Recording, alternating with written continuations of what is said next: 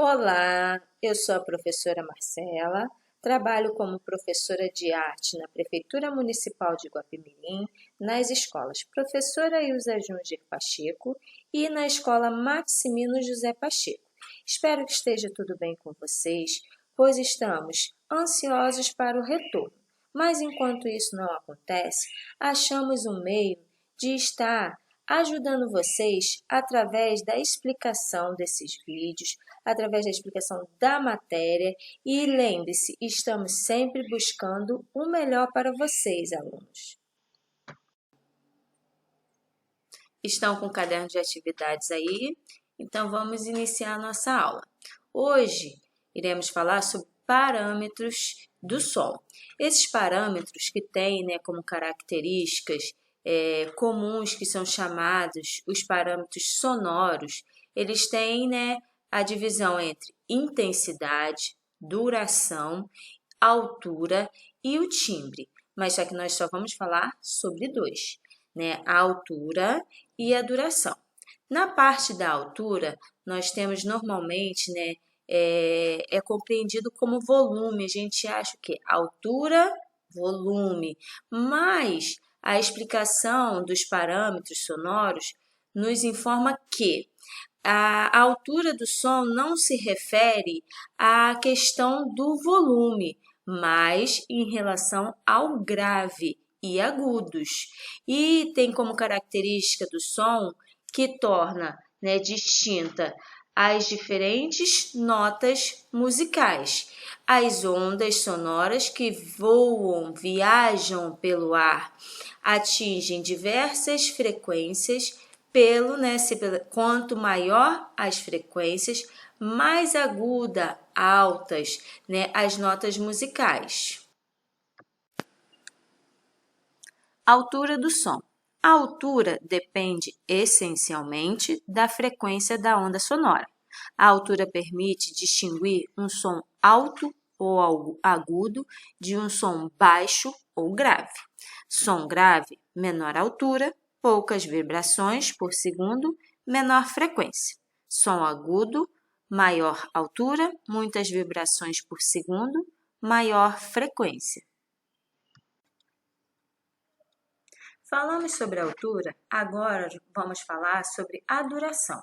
O nome mesmo já diz, o tempo que dura o som, E a duração se refere ao tempo ao qual o som se prolonga.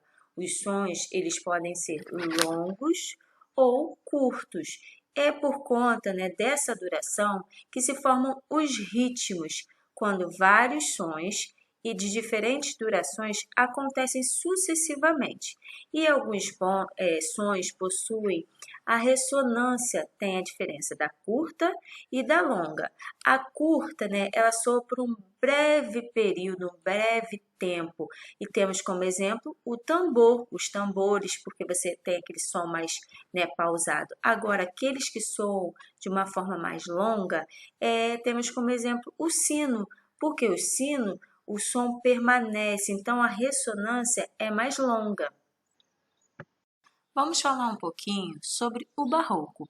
O barroco, que é uma tendência artística que se desenvolveu primeiramente nas artes plásticas, mas depois ele foi se manifestando na literatura, teatro, dança, e o berço do barroco, onde se iniciou, foi lá na Itália. Mas, porém, depois ele se espalhou por outros países europeus, como Holanda, Bélgica, França, Mas o barroco permaneceu vivo no mundo, das artes plásticas, da parte artística, porque ele é muito importante nessa questão. O barroco ele se desenvolve após o processo de reformas religiosas. A Igreja Católica ela havia perdido muito espaço e poder, e mesmo assim os católicos continuavam influenciando muito o cenário político, econômico, religioso, lá na Europa.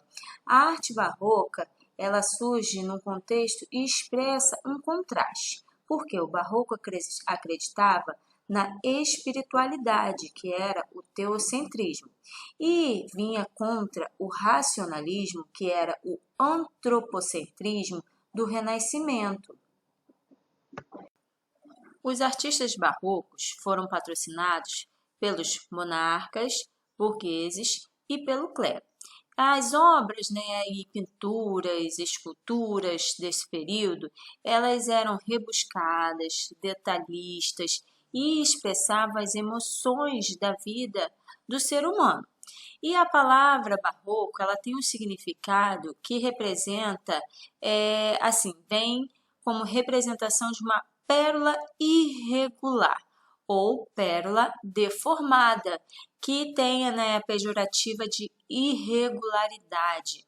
Nesse período também foram muitas descobertas que aconteceram e iniciaram também os cultos expressivos, exclusivos a Deus, porque veio de contraste, a questão medieval, que eu expliquei anteriormente, a diferença entre o teocentrismo e o antropocentrismo.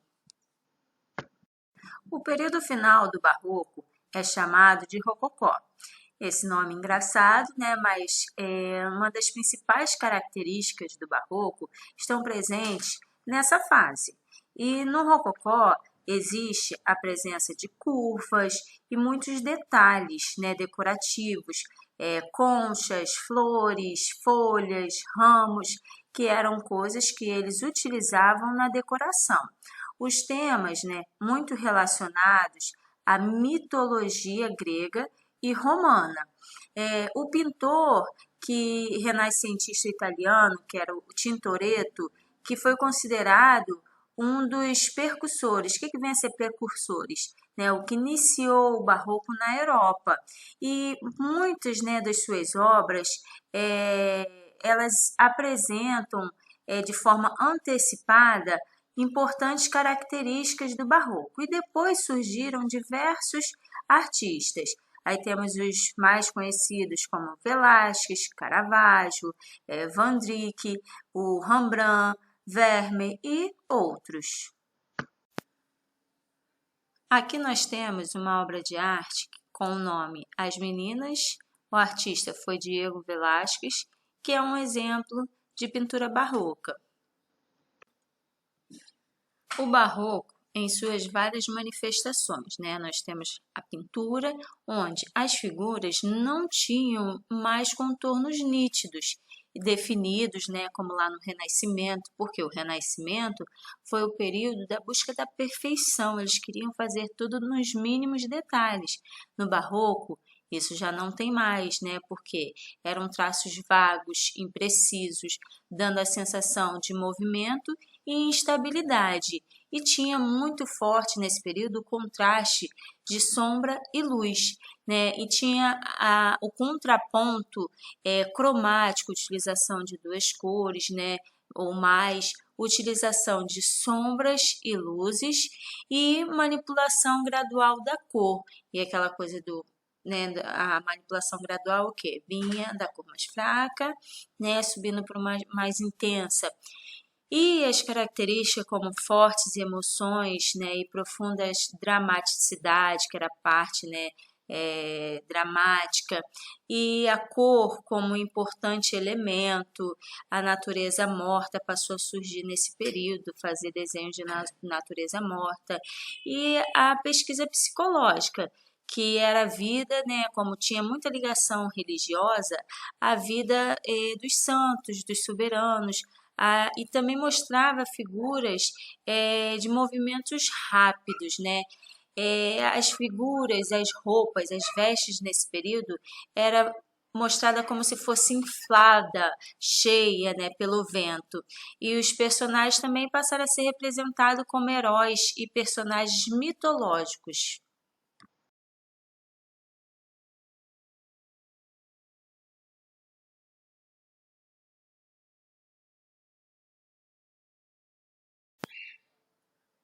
Na arquitetura e na escultura, tinha formas complexas, suntuosas, curvas e contracurvas, variedade de ornamentos decorativos.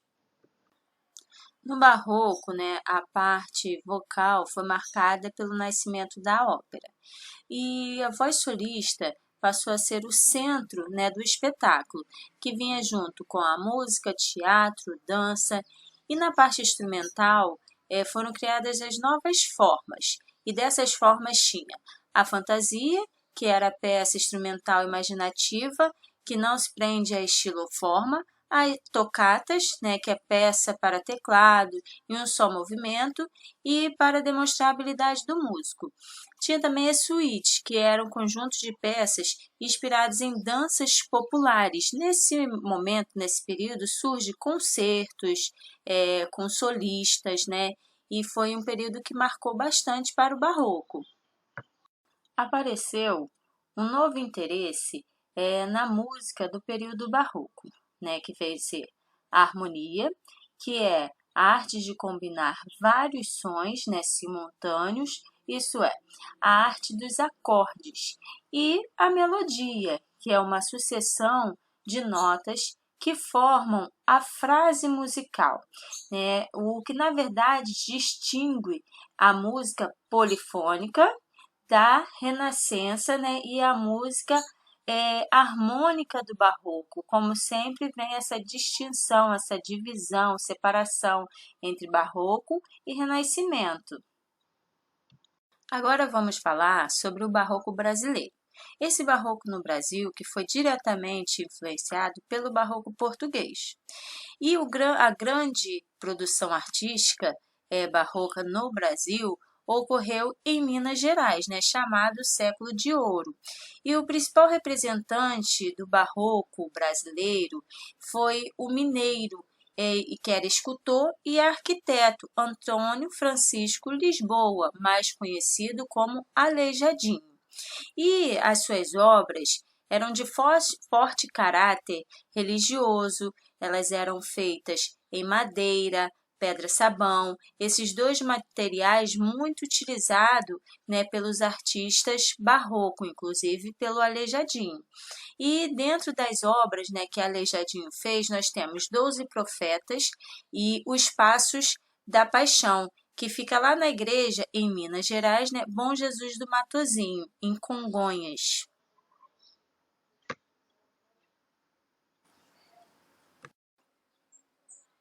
Além do Aleijadinho, nós temos outros artistas brasileiros também importantes para o barroco, que foram os pintores mineiro Manuel da Costa Taide e o escultor carioca Mestre Valentim. No estado da Bahia, o barroco destacou-se na decoração das igrejas em Salvador, como, por exemplo, a de São Francisco de Assis. Já na literatura, né, podemos destacar o poeta Gregório de Matos, que também conhecido como Boca do Inferno. Ele é considerado o mais importante poeta brasileiro. Desenho artístico.